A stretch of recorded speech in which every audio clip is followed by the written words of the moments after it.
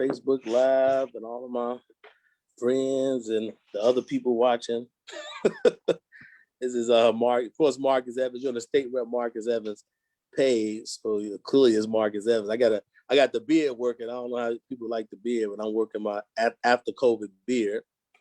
I'm here to talk to you, as the flyer said. It's a topic discussion, and I want to have smart people to come and just share knowledge, because the worst part I think about being a politician and just being a person that's community minded is when you have good information and it's not shared. So I'm going to be doing these every week, every couple of weeks or so. I'm going to bring good people on to share information. So you all hit the share button, share this feed, because today we're talking about jobs, and we're talking about workforce development. How do we get opportunities to people who need it? There's a company somewhere in Chicago that's looking for you, and you don't know they're looking for you, and there's a disconnect. And who are the people who make those connections?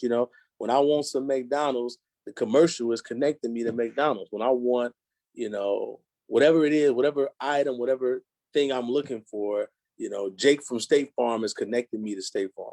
So who is the person connecting me to a job? I want a job, I want an opportunity, but I don't know what I want or where to go. Last week, we had Cheryl Holman on from a community assistance program, and she helps a lot of people find job opportunities. And now we have on, a great woman who I've known for a long time, Karen Norton Reeves of the Chicago Cook Workforce Partnership, and she's on to talk about the same thing. How do we get folks working? I believe that one person working can change a whole family, can set to change the trajectory of family. A lot of crime in our community is economic based. When you broke, it's hard to be positive, and I think we don't, as Black people, and particularly minority and low income white folks, we don't have to feel bad about that. Rich people get depressed and they go to Miami and hang out or go shopping, or they watch their 60 screen, inch television. But when you're poor, you already, we're dealing with the human experience, but being poor is very tough. So you don't have to apologize for poverty, but we got to take action. So thank you, Karen, for being here. And I did my little intro and my passion on workforce. And I'll tell you, Karen, I want to see particularly Black men, but I want to see the Black unemployment reduced. So just talk about what you do and how, me being a state representative can help you facilitate your success, whether it's outreach or whatever. So just give folks who may not know intro what you do. Sure. Good afternoon. It's good to see you, and thank you. I have to tell you, I appreciate your intro more than you know. I often say to people, if you don't know the work of the Chicago Cook Workforce Partnership, it's generally because you've been blessed enough not to need our services. And that's partially true, but some of the reality is that folks don't know about all of the different resources that are out there that are available to them that can help make a difference in their lives. And so you asked what you can do as a state representative. Well, one of the greatest things you can do is what you're doing right now today, providing opportunity for people to become aware of all of the resources that are available. So thank you for the opportunity to be here, Representative Evans. I'm Karen Norton Reeves. I'm the CEO of the Chicago Cook Workforce Partnership, and we oversee workforce development for the city of Chicago and Cook County. And so what that means is that we focus on ensuring that individuals who are looking for jobs get connected to employment, and that employers who are looking for employees get connected to the talent pool they need in order to be successful in their business. One of the other things that we do is connect people to job training. So we partner with the city colleges of Chicago, with the various community colleges throughout Cook County. We partner with Chicago Public Schools. We partner with lots of private training programs as well. So many of the trucking schools will refer folks to us as well. But we focus on the high growth, high demand jobs within this region, those jobs that fuel the local economy, and frankly, those jobs that are above minimum wage, those jobs that lead to career pathways, that create opportunity for people to not just have a job, but to have a career. And, I've had conversations with so many young people over the years. I've been in this job for almost 10 years. And I remember a young man saying to me, he had come to an event, and he's like, I just want a job. And I said, well, do you want to shovel horse manure? And he's like, oh. He's like, why you ask me that? And I was like, well, because you just said you want a job. Do you want to just do anything, or do you want to do something that makes you happy? Something that gives you enough money to support your family? something that uses the gifts that God gave you to take care of yourself, and something that you can grow in, and that you can feel good about every day. And he was like, yeah, I want to do that. I said, well, babe, that's a career. That's not a job. And so, it was interesting because I asked him, what are you good at? And he said, he just stared at me for about a minute. And I didn't say anything. I let him sit there with it, because I knew what was going on. And finally he said, you know what? Nobody ever asked me that. And so that's one of our challenges, I think, as responsible adults, as mentors, as parents. We need to elicit from our young people what their passions are. And if they don't have any passions, if they are walking around hopeless, it's really our responsibility to help turn that around, because that them growing through and getting to a place where they value something outside of themselves is, I think, what helps us stem this violence. You were just talking about, people being broke and being depressed, and some of that has to do with not being able to see a way out, not being able to see anything beyond the immediate. No, I think you're right. I think sometimes, when you don't have money, being a politician, I get a chance to interface with people with money, very rich people, business folks. Mhm. And they are depressed and they're sad and they dealing with family problems and the son's mother and divorce, all the same issues that poor people deal with, but they at least have some money that helps them to deal with the issue. Mental health is the same. A lot of people in our community suffer mental health. And when you're poor, it's very difficult because mental health services are very expensive and the government is. So a job does matter to your happiness and human experience. And I think sometimes we say money don't matter. Yes, it does. And opportunity and what you do matters. What you said was great about, you looking for a career, something to make you happy, something that you enjoy doing every day. And I think that's important. One of the questions I had was thinking about, so I got a neighbor, right? And my neighbor said, same thing that the young man said, I need a job, right? So he came and said, job. And the question is, well, what do you want to do? What are you interested in? Man, I don't care. I just want a job. Right. So what are your I mean, from your experiences, how do we start the process of changing like that? We got a jobless person with no skills. Because that's what I think I see in my community, a lot of folks, or they have unknown skills, untapped skills. I mean, what is your advice for somebody who's listening to this and they want a job, but they don't really have skills, and not a lawyer, not an accountant, they don't have a professional license, they just kind of float. What do you think they should do? So first thing, I'm going to send them to our website, shycookworks.org. You can get connected to any one of our centers. So let me back up a little bit and talk about our structure. So I mentioned that we oversee workforce development for the city and the county. We do that through a number of different ways. We fund over 90 community-based organizations within the city and the county. Those agencies will provide direct career coaching. So your neighbor, person you just described, should really go to one of our centers, one of our American Job Centers, which are high volume. They see a lot of people, but they also have a lot of partners located right there in the same center. So if, for example, somebody were to go in and apply for unemployment benefits, they could also get connected to job training at the same time. So they're called one-stop shops. So I would first and foremost refer them to our American Job Centers, or our network of agencies. So the first thing that will happen when he goes in is that they will sit down with him, learn what he's interested in, and also do some assessments to see what it is he's good at, because he may have skills that he's never even thought about before. He may have interests that he's never been exposed to. So for example, we do a program called Opportunity Works, where we take young people and connect them to manufacturing industry, information technology, transportation, distribution, and logistics. And they get in there and they think manufacturing in their head. They think dirt, grit, grime, grease. And they get in and these very clean shop floors with machines that are run by computers, or young people on iPads manipulating machines that are creating products that you and I use every day in real life. And so it changes their experience. So it changes their perception. It creates an awareness of an opportunity. And then we also are paying them. They get a stipend while they're in this program. We can't get the kids to stay in the program because the employers are hiring them before they finish. Hmm. So those are the kinds of things that if people come into one of our centers, they can get exposed to. So we have all of our federally funded programs, and then we have 26 other initiatives that we run. We have a skilled trades portfolio. So the young man you described, he may be good with his hands. He may be somebody who takes joy in creating something. Maybe he belongs in the carpentry program. Maybe he could be an electrician.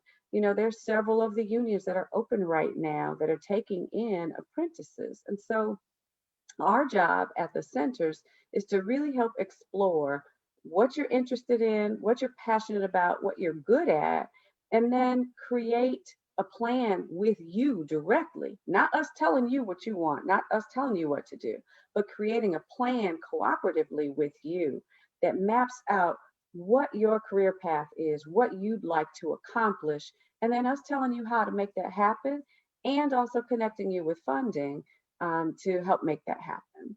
Yeah, your centers. So, for example, if I got a buddy on 79th and Cottage Grove, 79th and Stony Island, wherever he at, 79th and Cottage Grove, you need to go to our new Chatham Education and Workforce Center at 79th and Champlain. 79th and Champlain, go in there and I seek help. And but whatever you on Madison, Pulaski, where do they go if they out there? What's on the west side? Madison, Pulaski. We have a center at Harrison and Albany that will support them, our West Side American Job Center. In addition to that, we have a bunch of different workforce development agencies within that area as well. So the best thing to do is to go to the website, shycookworks.org. There is a space for you to enter in your zip code, and it will tell you the agency that's closest to you. And actually, they will list all of the different services and the different programs that agency is receiving funding for through us, that they're operating, that you can access. Yeah, because my district is the southeast side of Chicago, and the immediate suburban areas going south. But I want to help people, specifically, low income Black folks, people all over, and that's what you all do. It's a Shy Cooks. You have centers all over Cook County. That's correct. So we serve all of Cook County at the 132 municipalities within Cook County, including the city of Chicago. So we have 5 American Job Centers in the city and 5 American Job Centers in the county. But in addition to that, we have the other 90 organizations that we fund. Yeah. So, and a lot of people, they don't like their time wasted. So I told a lot of guys, I mean, you go to these places and they it's BS. They ain't really helping you. And these places, I mean, what is the experience like? You explain it like if I'm telling, because you know how it is. You'll tell a person, man, go to this center. They'll give you training. Oh, I ain't doing all of that. You hear kind of the pushback.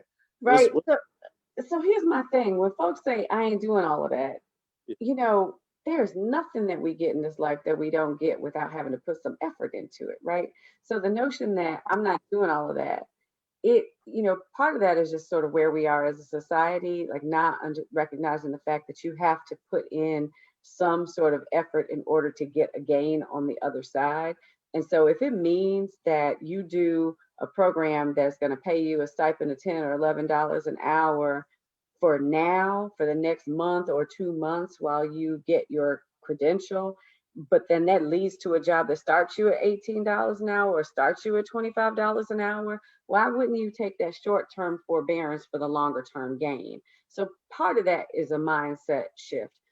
Although some people have an immediate economic need.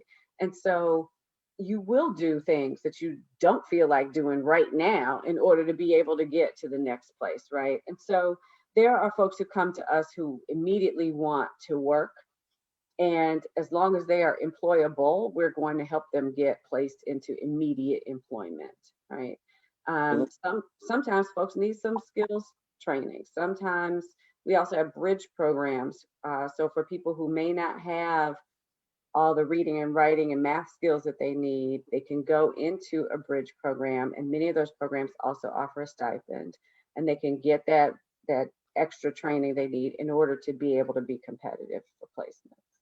Yeah, if it's people, and again, if it's people who looking and saying, like, what industries, we can plant a seed. So somebody's watching, they don't have skills. You just told them the center. So if you watch and you have a job, check out the centers, be patient because opportunity comes with patience. Then the next step is what industry should someone be thinking about who may never thought about it? Like, because I remember the first time, we all had that light bulb switch where you found out about the industry in your lifetime. I never forget I found out what an actuary was, or what like I'm a real estate appraiser. That's my other job, part time. Like when I found out what they do and how the work, and it fits me well. So I'm wondering, like, what are the industries that people should be dreaming about or thinking about that's really not a dream, but that you're seeing as reality? What industries? Yeah, so there are a number of high growth, high demand industries right now. So, one of the things I started thinking about last year was like, what kinds of industries are pandemic proof? Hmm. Like, if we have another catastrophe like this, like what survives? So you think about it, transportation, distribution, and logistics. People needed to be in their house, but still needed to receive their goods and services, right? And so the folks, we have all become super reliant upon the delivery guy and the postman, right? And so you think about things in the TDL spectrum, information technology. You and I are communicating right now. I'm in my home, you're in your office in Springfield. Well, but for having broadband access, so those are cables that have to get laid, um, and having a computer, right? Having the device, and then also having the technical skills to actually operate a computer, we wouldn't be able to speak right now. And so information technology is needed, is now relied on more than ever before. So computer coding, computer repair, refurbishing, maintenance, understanding how to build websites and develop platforms. The digital skills, digital literacy is now more important than ever before. Another industry is healthcare. Obviously, there have been huge demands upon our healthcare system. There's a wide variety of options for employment within healthcare. You don't have to be a doctor, you don't have to be a nurse. You could be a phlebotomist. That's the person who draws the blood, who does the lab work. You could work in x-ray and ultrasound technology. You could be a patient care coordinator. You don't even have to touch people, right? You could be somebody, going back to the technology side, in healthcare, we've got electronic medical records. They need people to program that information, to instill that information in systems. In addition to that, another area that has really done well within the pandemic is manufacturing. And manufacturing employers all throughout Cook County tell us time and time again that they simply do not have enough people to operate the machines that produce goods, to maintain those machines. Because, I learned earlier this week that part of the reason that we don't have enough um, machinists in manufacturing is because it's not just the people who use a screwdriver and unscrew a plate and put the plate back on. It's the folks who understand how computers and technology run. So it's both of those things combined to run any of the equipment with respect to manufacturing, because it's all sophisticated and is run on computers. One guy told me it's like having 10 iPhones, like operating 10 iPhones at the same time. And so, IT, TDL, healthcare, manufacturing, those are high growth, high demand areas within this local economy.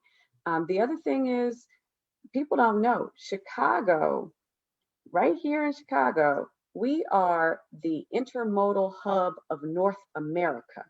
Right. So Yeah. we have trucks coming in, we have trains coming in, cars, and boats coming in carrying cargo and freight that has to go across the United States and outside of the United States.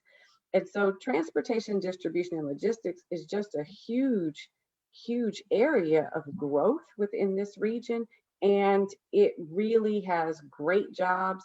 Logistics is a phenomenal certification program that right now is being coordinated between South Suburban, Governor's State, Prairie State College. All three together have the identical program. So if you get certificate at one, it has validity, it has legitimacy already as a industry recognized credential. I mean, there are just a lot of opportunities. I will also tell you, on our website, we walk through, we call it our target occupational profiles, but we explain all of the different occupations that are high growth and high demand right now. And we show the wages that are available, entry level, mid range, high end. We show who does the training for that particular occupation. We also show What are employers hiring for right now? What are the types of credentials they say they're looking for? What are the skills they're looking for? So there's just a lot of information that is available to help people think about what do they want to do and what's their journey and how can they get to where they want to go.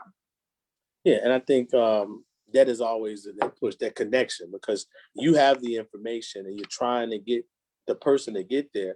Because again, we all want to, ride nice cars, we want to have a nice housing, we want to again have a good experience of life. I think we all want that. And amongst the problems are always going to be there, but I'd rather have some money amongst my problems. And I think one of my passions and push, since I've been a politician, is saying that how do we lower unemployment? How do you remain positive? I know you've been doing it for a few years, and you still see unemployment, and you got these resources and options. I mean, what's your fuel to kind of keep pushing, and what do you see in the next couple of years how we can lower unemployment and connect people to these resources? Yeah. So, it used to be, people ask me this question all the time, like what keeps me going? It used to be, and I say this sadly, I would get up and read the Trib and the Sun Times every morning, and I would look at the number of young men, mostly young men who look like, you and me and look like our family members. I would see the number of people who had been shot the night before, and it would make me get up to go out and try and save one, to touch one, to change the path, change the trajectory for somebody. That became too depressing. That became too hard. It didn't motivate me. It got to a point where it just depressed the hell out of me. And so, honestly, what keeps me going is going out into community, connecting with people, hearing their success stories, having them come in and say they were that person who was like, man, I don't have time for all that. And now they're working a job, they've created this new career for themselves. They're making $50,000, $60,000 a year, or they went through the training and they got the credential they needed and it opened up a pathway. Or I talked to a mom who tells me about her child who she, you know, thought was sinking into depression and was just hanging out in the basement on the couch all the time. And now he or she has a productive life, right? So I really draw my inspiration from there. Last week, we had an amazing experience. We had more than 200 people show out, and we did an event called Higher Calling, HIRE, Higher Calling. We wound up doing a panel with CEOs from across the country, and including some here, talking about giving a second chance to formerly incarcerated persons. Yeah, yeah. And then we also had formerly incarcerated persons participate on the panel with them. And we created a short film that detailed people's experiences. And I tell you, I sat and sobbed because I was so overwhelmed by people's stories, but it also gave me hope because I see the impact that the work has. I know it works. I know workforce development works. I've seen it change lives and completely move people into a different stratosphere. I've had folks email me directly where they say, I might get one message that says, I'm really struggling. Where can I go? How do I get connected to somebody? I heard you on the radio. I saw you on television.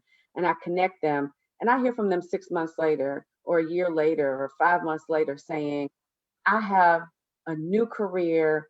Here, this is the salary I'm making now. I've never earned this before. Thank you. I want to thank the people at this workforce center. That fuels me. And I know that our work makes a difference. And, honestly, the reason I haven't walked away from it yet is because I see so much more that we can still do. Yeah, that's what I want to. Again, that was a part of me connecting with you because I think you need to know that other folks are watching, and we got to keep each other motivated. Because when you talked about folks getting out of jail, I was talking to those folks in Department of Corrections, and I think people got to understand that most people in jail, probably 95% of folks, are going to get out. So these Right. people, yeah. So I think we under this spread. And then if you ever visit a prison, a lot of those folks look like me. They're black men, and those black home. And we have to create opportunities for these people. I think we had some bills down in Springfield that some of my conservative colleagues didn't support as far as giving folks opportunities with background. And again, the issue there is Black people particularly, but in any low income work class community, whether you're in Hegewisch or you're in Lance, Black men are coming back home. They're coming out of, if they don't have opportunity, they're going to go back into deviancy. And that's what we're trying to avoid. So let me say this to you. Number one, there's so many people who are in prison or Cook County Jail who are there because of crimes of what I call survival, right? Yeah. So the other thing is, you talked about untapped potential. Mm-hmm. I've said this in lots of crowds and in certain environments, certain conservative environments, it doesn't go over well. But I say, what's another name for a drug dealer? Yeah, and you know what they say? Oh, thug, gang banger, deviant. I'm like, businessman, because he knows what his count is. He knows what his product is. He knows, he knows what his price points are. He knows what his customer base needs, right? Like, he's a salesman. And so what if we took all those skills and used them for good, right? The thing you raised about people returning home, 6% of the folks in the Illinois Department of Corrections who are released every year come back to 15 communities in Cook County and just 12 zip codes in the city of Chicago. So think about that. If we don't put forth significant effort to make sure that those folks have skills, have opportunity, we are saying that it is okay for us to throw away an entire population of young men, predominantly young Black and brown men. And I just don't think that that's the case. I just don't think there's any truth in that.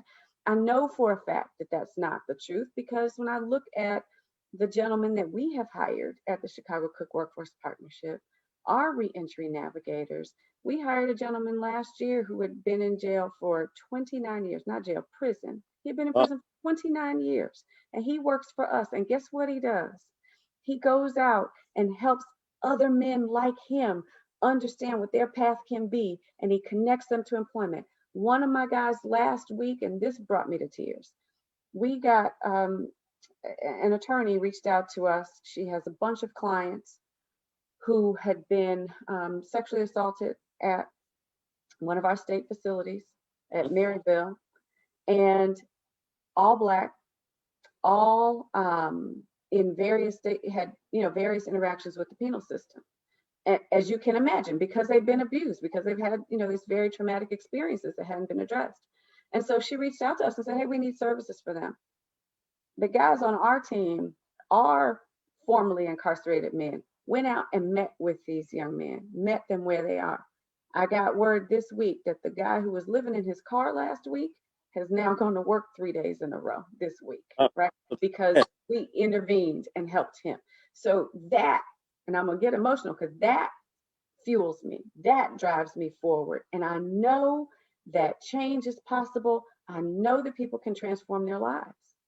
No, I believe it. Again, I've seen it in my own family and friends, and me being a Black man, and I've lived a real Black experience in Chicago. I love my people, and low-income white people and working class Latinos. Those are the people I love and I want to see transformed. So I agree, it's a passion. I just love to see you executing that passion, and that's why it was so important for me to connect with you. I think the last thing I want to talk about. We know about survival, right? You working class community, survival. And we want to help our low-income brothers. But always is another segment of folks I think we don't discuss a lot, which is the folks that are doing okay but looking for better. Like that up group. I know I meet a young man who maybe got a bachelor's degree in sociology, history, making $40,000, but he's driving a Mazda, but he wants a Mercedes. So what's your advice for that upper mobility, or how do we go from like working person to entrepreneur through skills and through opportunities? Because I think that's a segment of folks that we miss, because again, people want to be, not just survive. Again, we got to get folks to survive, and I believe in that. There's a segment that needs just survival opportunities. Yeah. What do you to that young person that's saying, I went to U of I went to Northern, but now I want to get to the real money. So what do you say? So to them, I say, So two things. One, I always say, do what you love and the money will follow. Now, it may take a long time for the money to get there. It may not, may not come as quickly as you'd like it to. But the other piece is around, as you were talking about that, it made me think about social capital. So the one, what most people will say, what the data says, is that the greatest way that people get connected to employment is through networking. But if you don't have, people often are like, oh, well, I don't know anybody. Well, you know a lot of people, right? It is what you do with what you know. And all of us know lots of folks, but are we having conversations with them about our employment paths and desires? And have we even asked people who they might know in a particular industry, or who they might know who's hiring? One of the things that we do, we do a job club initiative. And in Job Club, we teach people how to build their own social capital and begin to network. We teach them how to do informational interviewing. So they could call you up and ask you, how did you get this job? Tell me about your career path, right? And so you're building relationships, and those relationships are frankly your social capital, right?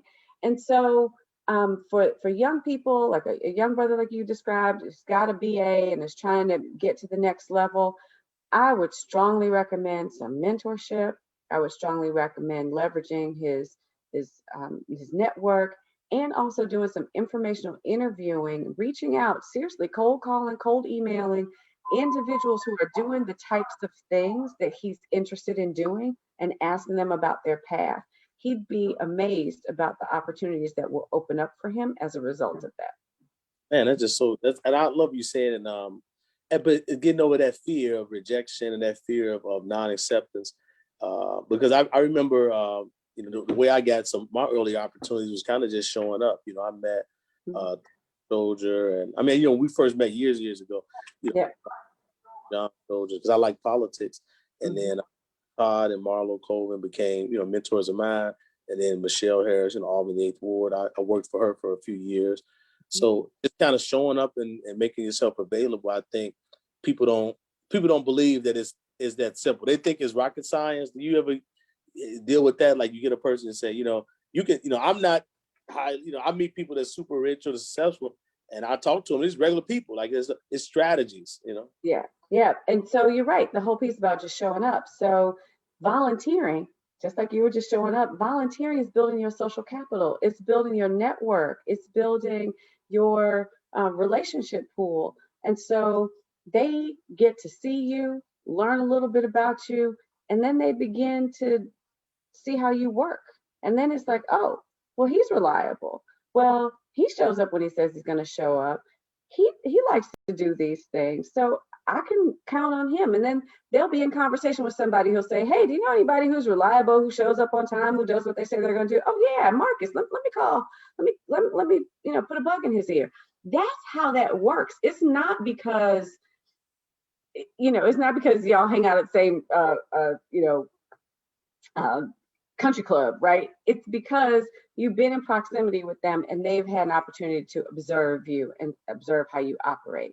And so it's the same thing in community. It's volunteering at the church. That's building social capital. Is volunteering at the Boys and Girls Club. All of those different activities are opportunities to connect with other human beings. And every time you have that connection, you need to see that as building your network, and then building that group of people who can help you as you want to advance from a career perspective. No, that's so wonderful. I mean, I think, today I could talk to you for hours, because it's just something I've always been passionate about. I just feel like we got so many wonderful people on the sidelines, or just, it's this wall standing away from their opportunity and success. A lot of it's lack of confidence. And I want to be like the cheering section. I want somebody to watch, our conversation and get fired up about the opportunities for them to, happier within the human experience, or happy within themselves. Your job is a part of your identity, is who you are, is how you connect. So I think there's a lot of social emotional things that connect to jobs and opportunity. And I think I want to see people be successful, but lower that unemployment in the Black community. I mean, that's one of my passions. I chair the Labor and Commerce Committee down in Springfield. And course, I work through the appropriation. So any funding that's going to workforce, I'm passionate about, and I'm going to fight. That's again one of my top priorities. And again, I just appreciate the work you've done over the years. Is anything just imparting that people can remember? I know that you're going to remind about the website, but what would you like to see the person again? What time is it right now? They probably. It's 1:35. So two things. Yes, I'm going to remind about the website. So it's shycookworks.org, CHICOOKWORKS.org, O-R-G. The other thing that I would say, yes, I went to law school. I did all these things, but I started off as a cashier in the grocery store a couple of blocks away from my house. Mhm. And because I did a good job, and that was my first job at 15, and because I continued to do a good job, they would let me come back when I went off to college. I could come back in the summertime, or at one of the breaks, they would let me come at Christmas break or something to help out in the store. It is the relationships that you build matter. And the other thing that I want to say is that my mother used to tell me I was not allowed to say the word can't when I was growing up. My mother would say, you can do anything you set your mind to, even eat an elephant. You just have to do it one bite at a time. And so to anybody who's struggling out there, to anybody who is looking for the next opportunity, to anybody who feels defeated and deflated right now, take one bite. It's one step forward gives you a little bit of momentum, and that momentum keeps you going forward and on and on and on. So I would just say, reach out to us, build your social capital, build your networks, ask for the help that you need. Thank you so much. Again, I can just feel the love and passion you have. I know I love my people. I was born and raised on South Side Chicago. I love my community, and I'm glad that you're in a position you are. And again, use me. You make sure you always do anyway, Karen, but make sure you and your people let me know what I should be keeping an eye on down in Springfield, so we can strategically help our people go to the next level. I want to see success in my community. I want to see some people spending money and paying taxes and doing all the things that people who make money do, and going on vacation. Just having, I love to see people living a great experience of life. So thank you again for what you do every day. And again, you running with the reps, Marcus Evans, your state representative. I'm about to hit the road and come back to Chicago soon because I've been down in Springfield. We just in the session. But we'll be back next week, and we're going to keep fighting. And I'll make sure that, workforce support continues to be a priority as I engage with the governor and our speaker, Chris Welsh, over in the House. So thank you, Karen, so much, and enjoy the rest of your day, all right? Thank you, sir. Thanks for having me. You be well. Safe travels home. You too. All the best.